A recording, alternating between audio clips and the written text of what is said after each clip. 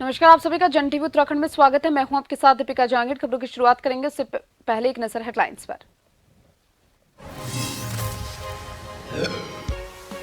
पाकिस्तान इन दिनों गुजर रहा बुरे दिनों से, पाक मंत्री और नेताओं के खिलाफ बिगड़े बोल पर सीएम धामी का पलटवार। कहा, अपनी माली हालत छुपाने के लिए करते हैं बयानबाजी। उत्तराखंड के रायवाला में बीजेपी की नई कार्यकारिणी की बैठक 29 और 30 जनवरी को लेकर तैयारियां पूरी। कार्यकारिणी के सदस्यों की गई घोषणा।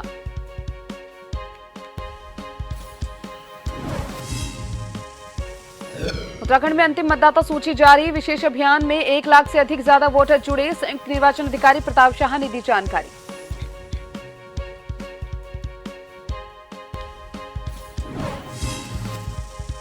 उत्तराखंड के कुमाऊं में पुलिस अवैध संपत्ति का ब्यौरा किया पेश। 7 करोड़ की अवैध संपत्ति कुमाऊं मंडल में। गैंगस्टर एक्ट के तहत इन पर होगी कार्रवाई।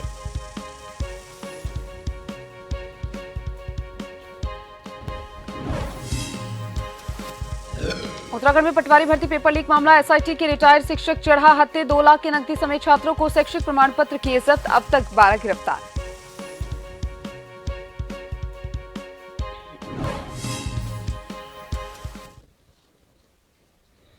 और अब खबरें विस्तार से। पाकिस्तान इन दिनों अपनी बुरे दौर से गुजर रहा है। पाकिस्तान जहां एक और कर्ज के बोझ तले दबता नजर आ रहा है, तो वहीं पाकिस्तान के मंत्री और नेता भारत के खिलाफ बयानबाजी से बाज नहीं आ रहे। अब वही पाकिस्तान के मंत्री और नेताओं की भारत के खिलाफ की जा रही बयानबाजी पर मुख्यमंत्री पुष्कर सिंह धामी का बयान आया।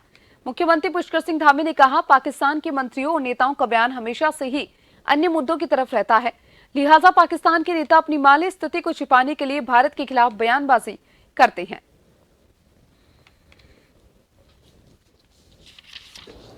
पाकिस्तान के नेताओं का, वहाँ के मंत्रियों का तमाम जो अन्य मुद्दों पर ले जाने का काम होता है, वह कहीं ना कहीं पाकिस्तान की जो माली हालत है उससे ध्यान भटकाने की ओर है। उत्तराखंड में प्रदेश भाजपा ने की कार्य समिति के सदस्यों की घोषणा। कार्य समिति में 135 सदस्य, 46 विशेष आमंत्रित सदस्यों और 25 स्थायी आमंत्रित सदस्यों की घोषणा की गई। खंडूरी, निंशक, बलूनी और धामी समेत 25 दिग्गज बनाए गए हैं स्थायी आमंत्रित सदस्य। कल से प्रदेश कार्य समिति की बैठक आयोजित होगी। ऋषिकेश के मुनिकीरेती में 2 दिन ये बैठक चलेगी। कार्य समिति की बैठक में लोकसभा और स्थानीय निकाय चुनाव की रणनीति बनाई जाएगी। वरना समितियों बनाने की भी बनेगी कार्य योजना, और इसी के साथ ही G20 और मन की बात पर भी चर्चा की जाएगी।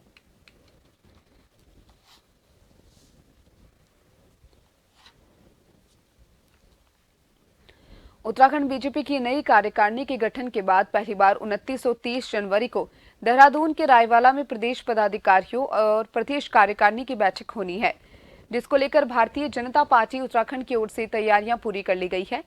इस बैठक के संबंध में बीजेपी प्रदेश महामंत्री आदित्य कोठारी ने जानकारी देते हुए बताया कि यह 2 दिवसीय बैठक रायवाला से प्रस्तावित है, जिसमें पहले दिन 29 जनवरी को प्रदेश पदाधिकारी, जिला अध्यक्ष, जिला प्रभारी, सह प्रभारी, मोर्चा के अध्यक्ष, आईटी मीडिया प्रभारी के साथ दोपहर 12 बजे से बैठकों का दौर शुरू होगा और देर रात तक चलेगा। अगले दिन सभी प्रदेश कार्य समिति के सदस्यों के साथ बैठक होगी, जिसमें प्रदेश पदाधिकारी, विशेष आमंत्रित सदस्य के साथ साथ केंद्रीय नेतृत्व का भी मार्गदर्शन मिलेगा, जिसमें प्रदेश प्रभारी राष्ट्रीय महामंत्री दुष्यंत गौतम, सह प्रभारी रेखा वर्मा, राष्ट्रीय महामंत्री संगठन BL संतोष भी मौजूद रहेंगे। इस बैठक का शुभारंभ सुबह 9 बजे से होगा। अब 5 बजे इसका समापन किया जाएगा, जिसमें पार्टी के द्वारा अभी तक किए गए कार्यों और आगामी वर्ष के कार्यक्रमों की रणनीति तय की जाएगी। साथ ही प्रदेश महामंत्री कोठारी ने बताया कि इन 2 दिवसीय बैठकों में प्रदेश और देश के समसामयिक विषयों पर चर्चा के साथ केंद्र और राज्य सरकार की महत्वाकांक्षी योजनाओं के विषय में भी चर्चा होनी है। भारतीय जनता पार्टी उत्तराखंड की जो ये नई प्रदेश की टीम बनी है और कार्य समिति का विस्तार जो होने जा रहा है, इसकी पहली बैठक 29 और 30 जनवरी को रायवाला में वुड्स रिजॉर्ट में होगी।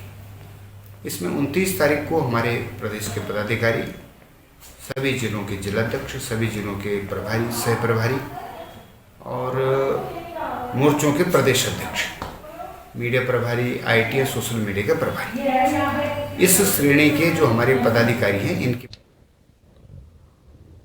और कार्य समिति बैठक पर ज्यादा जानकारी के लिए मेरे साथ bureau chief SN Pant phone line पर जुड़ चुके हैं।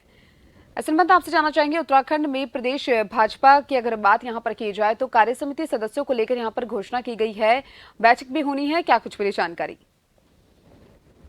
बिल्कुल, आपको बताना चाहूंगा जिस तरीके से कार्य समिति की बैठक उत्तराखंड ऋषिकेश रायवाला में आयोजित की गई है, उसका सीधा मतलब है कार्य समिति की बैठक हर 3 महीने में की जाती है और 3 महीने में करने के साथ ही संगठन के क्या कार्य किए जा सकते हैं, उन कार्यों को किस प्रकार से आगे बढ़ाया जाता है, संगठन में जिस प्रकार से केंद्रीय आला कमान के गाइडलाइन पर दिशा निर्देश पर जो प्रस्ताव दिए जाते हैं वो सरकार और संगठन के कार्यकर्ता कायदा घर घर पहुंचाते हैं और उसमें सरकार और संगठन में बेहतर तालमेल बनाने का प्रयास किया जाता है। इसीलिए 2 दिवसीय कार्य समिति की बैठक रायवाला में आयोजित की जा रही है 29 और 30 जनवरी को, जिसमें राज्य सरकार के द्वारा अब तक क्या काम किया गया है और उनकी जो बेहतर लोक कल्याणकारी जो योजनाएं हैं उन योजनाओं को घर घर कैसे पहुंचाना है उस पर फोकस किया जाता है और कार्यकर्ताओं के माध्यम से इसको आगे पहुंचाया जाएगा, क्योंकि इसमें पदेन सदस्य, आमंत्रित सदस्य और विशेष आमंत्रित सदस्यों को बुलाया जाता है, जिसमें पूर्व पदाधिकारियों की बात कर लें या पूर्व मुख्यमंत्री की बात कर लें, वर्तमान मुख्यमंत्री की बात कर लें, सांसद हैं, विधायक हैं, मोर्चों के अध्यक्ष हैं,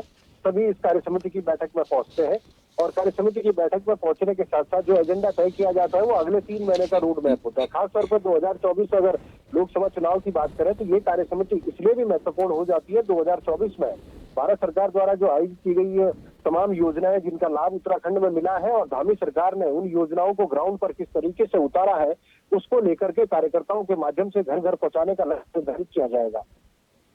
जी, बहुत बहुत शुक्रिया आपका तमाम जानकारी को साझा करने के लिए।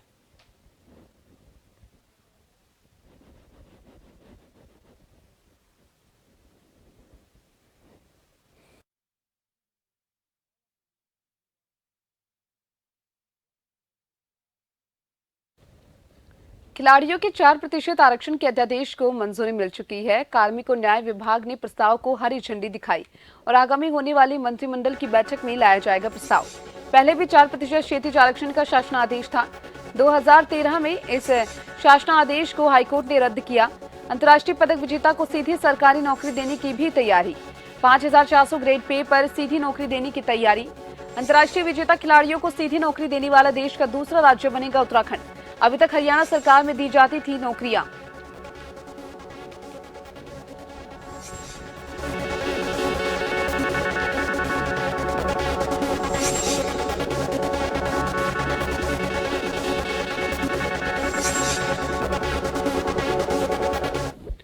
खिलाड़ियों को 4% आरक्षण को मंजूरी। कार्मिक और न्याय विभाग ने प्रस्ताव को दी हरी झंडी। आगामी होने वाले मंत्रिमंडल की बैठक में लिया जाएगा प्रस्ताव। पहले भी 4% क्षैतिज आरक्षण का शासनादेश था। 2013 में इस शासनादेश को हाईकोर्ट ने रद्द किया था। अंतर्राष्ट्रीय पदक विजेता को सीधे सरकारी नौकरी देने की भी तैयारी। 5400 ग्रेड पे पर सीधी नौकरी देने की तैयारी।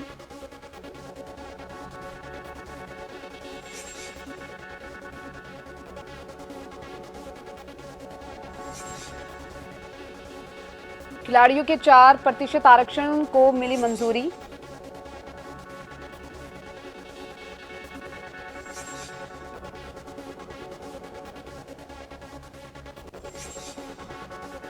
खिलाड़ियों के 4% आरक्षण के अध्यादेश को मिली मंजूरी।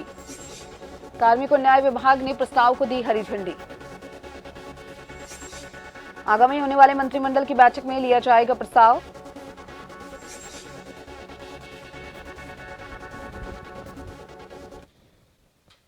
ज्यादा जानकारी के लिए संवाददाता यशराज मेरे साथ फोन लाइन पर जुड़ चुके हैं। यशराज, खिलाड़ियों के 4% आरक्षण के अध्यादेश को मंजूरी मिल चुकी है, क्या कुछ पूरी जानकारी? जी बिल्कुल, मैं आपको बताना चाह रहा हूं कि सबसे पहले कि उत्तराखंड में लगातार प्रगति की ओर काम किया जा रहा है, लगातार दिशा दिया जा रहा है। वहीं इस दिशा को आगे बढ़ाते हुए आरक्षण, सबसे पहले क्षैतिज आरक्षण की यदि बात की जाए तो महिला क्षैतिज आरक्षण भी विधेयक बन गया, पास हो गया। वहीं अब खिलाड़ियों के लिए 4% आरक्षण के अध्यादेश को भी मंजूरी मिल गई है। मैं आपको बताना चाह रहा हूँ कि कार्मिक और न्याय विभाग ने इस प्रस्ताव को हरी झंडी दिखा दी है। आगामी होने वाले मंत्रिमंडल में इस बैठक पर प्रस्ताव बनाया जाएगा और इससे पहले भी 4% क्षैतिज आरक्षण का शासनादेश जारी किया गया था और 2013 में इस शासनादेश को हाई कोर्ट ने रद्द कर दिया था। लेकिन सबसे बड़ी बात यह है फिर से दोबारा इस पर संशोधन का प्रयास किया जा रहा है। अंतर्राष्ट्रीय पदक विजेता को सीधे सरकारी नौकरी देने की भी तैयारी की जा रही है। 5400 ग्रेड पे पर सीधी नौकरी देने की तैयारी की जा रही है। मतलब 5400 ग्रेड पे पर सीधे अंतर्राष्ट्रीय पदक विजेता को नौकरी दी जाएगी। वहीं अंतर्राष्ट्रीय विजेता खिलाड़ियों को सीधे नौकरी देने वाला देश का दूसरा राज्य उत्तराखंड बन जाएगा। अभी तक यह हरियाणा में अभी तक हरियाणा में इस ढंग से नौकरी दी जाती थी। तो यह एक बहुत अच्छा पहल है पुष्कर सिंह धामी के द्वारा, एक बहुत अच्छा कदम उठाया जा रहा है।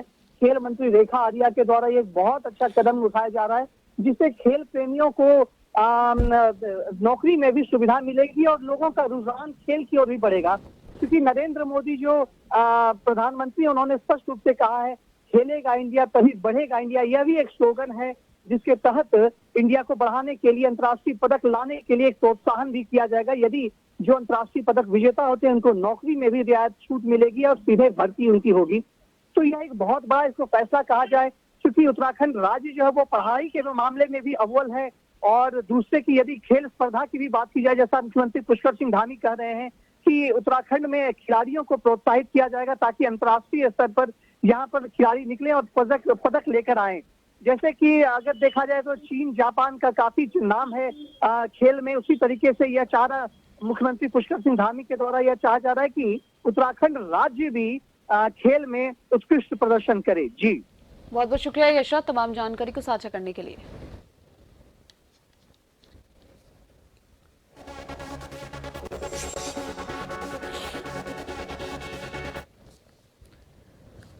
जोशीमठ में जिला पंचायत अध्यक्ष रजनी भंडारी को पद से हटाने पर जोशीमठ के कांग्रेसी कार्यकर्ताओं ने जोशीमठ के नटराज चौक तिराहे पर प्रदेश सरकार का पुतला दहन किया।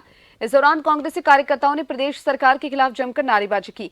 आपको बता दें कि वर्ष 2014 में नंदा देवी राजजात यात्रा के दौरान विकास कार्यों में हुई गड़बड़ी के आरोप में प्रदेश सरकार ने जिला पंचायत अध्यक्ष रजनी भंडारी को पद से हटा दिया है।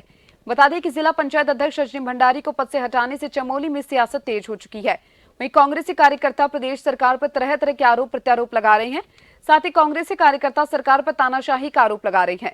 वहीं दूसरी ओर भाजपा के कार्यकर्ता भी जिला पंचायत अध्यक्ष रजनी भंडारी पर भ्रष्टाचार के आरोप लगाकर उनके खिलाफ प्रदर्शन कर रहे हैं।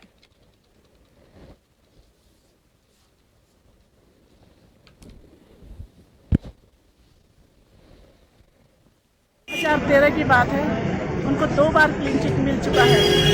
अच्छे आईएएस अफसर के द्वारा 2 बार उनको क्लीन चिट मिल गया है। फिर भी सरकार अपनी नाकामी को छुपाने के लिए रजनी भंडारी पर आरोप लगा रही है।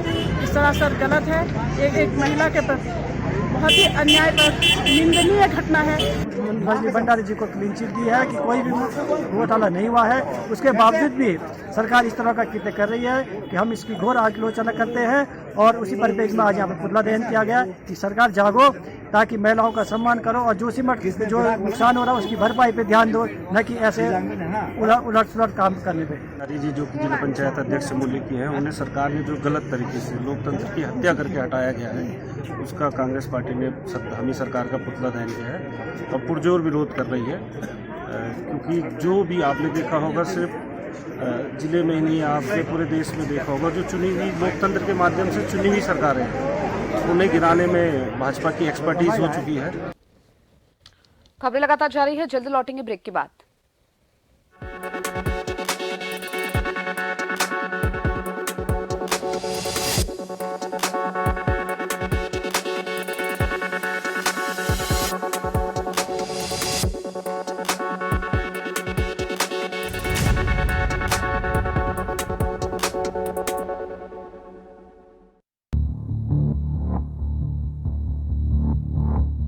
खबर जो कभी बताती है सच, तो कभी कराती है एहसास।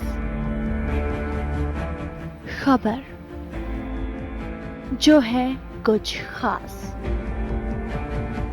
खबर ही तो है जो कभी बनती है राजनीति से,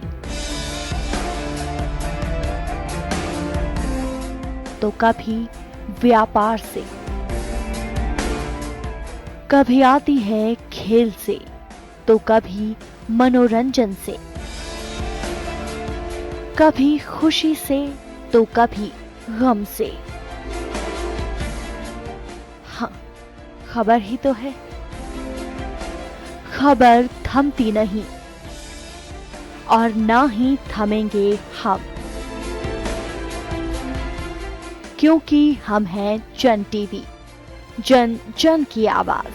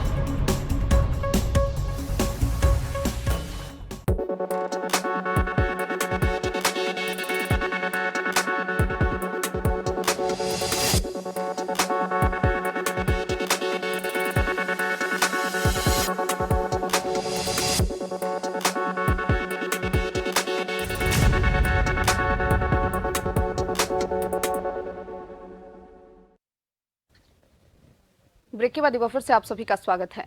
बागेश्वर धाम के पीठाधीश्वर धीरेन्द्र शास्त्री आगामी दिनों में होने वाले यज्ञ के लिए साधु संतों को न्योता दे रहे हैं। इसी क्रम में वे उत्तराखंड भी पहुंचे, जहां से उन्होंने एक वीडियो पोस्ट कर संदेश दिया और शीघ्र ही बागेश्वर धाम आने के लिए कहा। उत्तराखंड की पहाड़ियों पर बनाए गए वीडियो में धीरेन्द्र शास्त्री ने कहा कि उन्होंने कहा कि वे 2-3 दिन की यात्रा पर हैं। उन्होंने कहा कि जो यज्ञ होने वाला है उसके लिए संतों और तीर्थ स्थानों को निमंत्रण देने आए हैं और शीघ्र ही बागेश्वर आएंगे। उन्होंने कहा कि आप सभी सनातन धर्म का झंडा गाड़े रहें, यह झंडा गाड़े रहेंगे तो फायदे में रहेंगे। उत्तराखंड में निर्वाचन आयोग की तरफ से अंतिम मतदाता सूची जारी कर दी गई है, जिसमें नए मतदाताओं को जोड़ने के लिए मतदाता सूची में त्रुटियों को सही करने के लिए 9 नवंबर से 10 जनवरी तक विशेष अभियान चलाया गया। संयुक्त निर्वाचन अधिकारी प्रताप शाह ने बताया कि राज्य में पिछले वर्ष की तुलना में इस बार 1 लाख से ज्यादा नए मतदाता जुड़े हैं, जिसमें राज्य भर में अब बात अगर की जाए तो 8,16,67,568 मतदाता हैं। बात की जाए तो 81,67,568 मतदाता हैं। राज्य में 93,866 सर्विस वोटर और 295 ट्रांसजेंडर मतदाता पंजीकृत हैं। संयुक्त निर्वाचन अधिकारी ने बताया कि इस बार बात अगर यहां पर की जाए तो 1,34,461 नए मतदाता सूची में जुड़े हैं, जबकि 52,381 मतदाताओं के नाम मतदाता सूची से हटा दिए। संयुक्त निर्वाचन अधिकारी ने बताया कि आयोग की तरफ से एक जागरूकता अभियान चलाया जाएगा, जिसमें 17 साल की उम्र में भी अभी युवा मतदाताओं को फॉर्म भरने के लिए प्रेरित किया जा रहा है, ताकि वह निकट भविष्य में नए मतदाता के रूप में जुड़ सकें।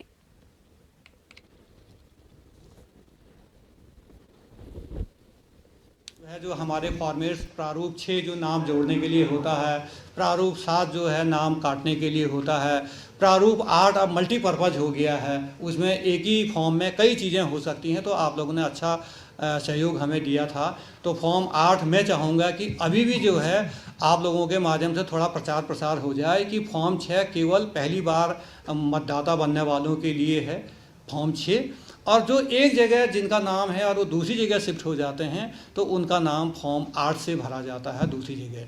और किसी भी प्रकार की गलतियाँ, क्लैरिकल मिस्टेक, किसी भी प्रविष्टि को सही करने के लिए भी फॉर्म 8 ही है।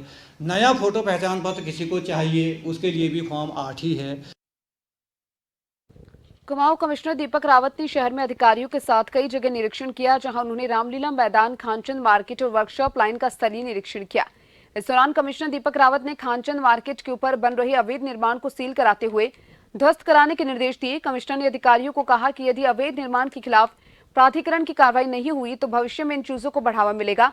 साथ ही उन्होंने अधिकारियों को निर्देश दिए कि अवैध निर्माण के मामलों में जल्द सुनवाई करते हुए निस्तारण किए जाए और जो अवैध निर्माण है उन्हें तत्काल ध्वस्त किया जाए।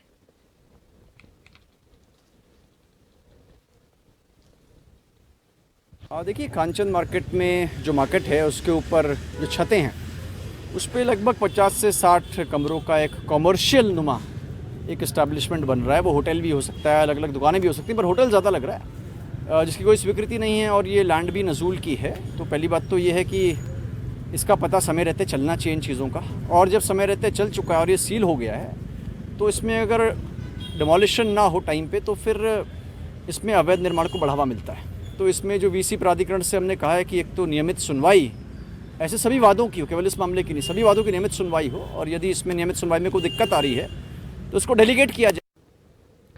वन विभाग और हल्द्वानी नगर निगम ने संयुक्त रूप से शहर के बीचों बीच सिटी फॉरेस्ट बनाने की कवायद जल्द शुरू हो सकती है, जिसको लेकर कुमाऊं कमिश्नर दीपक रावत ने सिटी फॉरेस्ट के लिए प्रस्तावित जमीन का निरीक्षण किया और अधिकारियों से प्रोजेक्ट से जुड़े मामलों की जानकारी ली। इस दौरान मुख्य वन संरक्षक कुमाऊं, अन्य अधिकारी और नगर आयुक्त भी मौजूद रहे। ये प्रोजेक्ट करीब 4.5 हेक्टेयर में बनेगा। इस प्रोजेक्ट को प्राधिकरण की तरफ से अनुमति मिलने जा रही है। गौरतलब है कि पहले ये प्रोजेक्ट हल्द्वानी नगर निगम की बोर्ड बैठक में आ चुका है। इस प्रोजेक्ट का डीपीआर भी करीब फाइनल हो चुका है और जैसे ही बजट स्वीकृत हो जाएगा वैसे ही इस प्रोजेक्ट पर काम शुरू कर दिया जाएगा।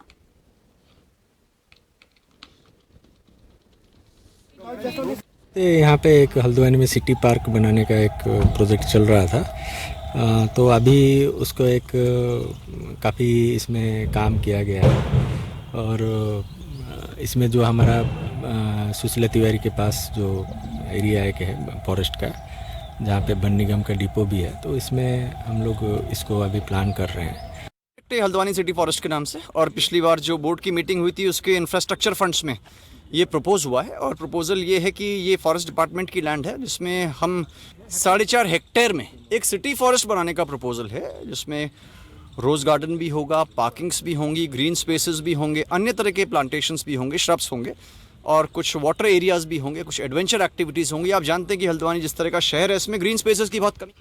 हल्द्वानी में आईजी कुमाऊं नीलेश आनंद भंडे ने प्रेस वार्ता में बताया कि कुमाऊं मंडल में कुल 9 मामलों में 7 करोड़ के करीब संपत्ति अवैध रूप से अर्जित करी गई है और इसके चलते सभी संबंधित जिला मजिस्ट्रेट्स को रिपोर्ट भी प्रेषित की गई।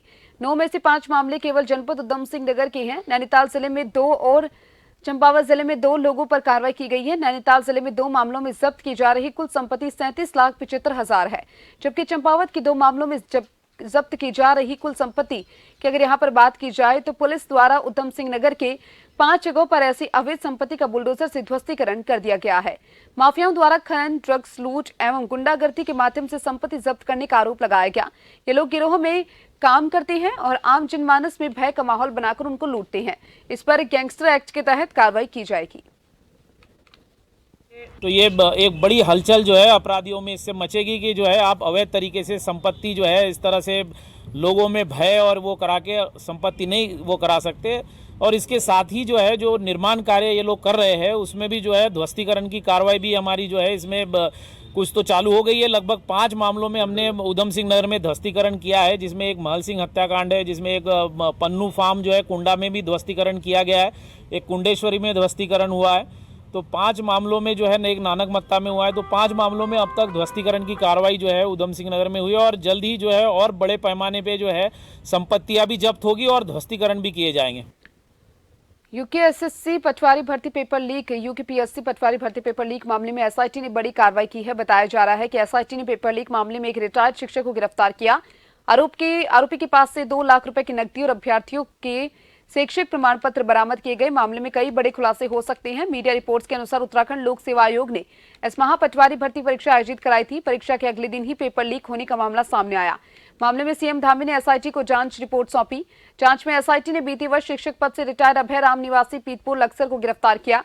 बताया जा रहा है कि उन्होंने अपने एक रिश्तेदार के माध्यम से राजपाल और संजीव दुबे के साथ मिलकर पटवारी लेखपाल भर्ती का लीक प्रश्न पत्र उपलब्ध कराने के लिए लगभग आधा दर्जन से अधिक छात्रों से डील कराई थी। पेपर लीक मामले में अभी तक हरिद्वार पुलिस 12 आरोपियों को गिरफ्तार कर चुकी है। उस समय पूर्व ये रिटायर्ड टीचर अपने किसी रिश्तेदार के माध्यम से अभियुक्तों के संपर्क में आए। उस दौरान इनकी बातचीत हुई और एक पेपर लीक प्रकरण के बारे में जानकारी दी गई और उनसे बच्चे इकट्ठे करने के लिए कहा गया। तो इसके क्रम में पूछताछ की गई। पूछताछ में इस चीज़ की पुष्टि हुई और इनकी गिरफ्तारी की गई है। इनकी सपुर्दगी से 2 लाख रुपए कैश व बच्चों के मूल चेक बरामद हुए हैं। और आखिर में एक नजर हेडलाइंस पर।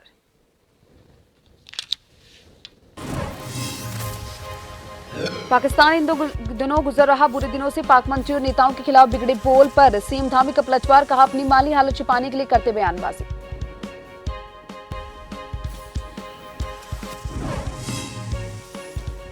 उत्तराखंड के रायवाला में बीजेपी की नई कार्यकारिणी की बैठक 29 और 30 जनवरी के लिए तैयारियां पूरी। कार्यकारिणी के सदस्यों की दी गई घोषणा।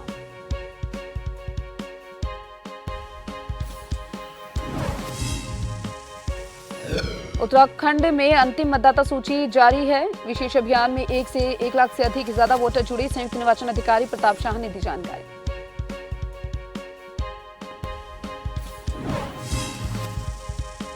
उत्तराखंड के कुमाऊं में पुलिस अवैध संपत्ति का ब्यौरा किया पेश। 7 करोड़ की अवैध संपत्ति कुमाऊं मंडल में। गैंगस्टर एक्ट के तहत इन पर होगी कार्रवाई।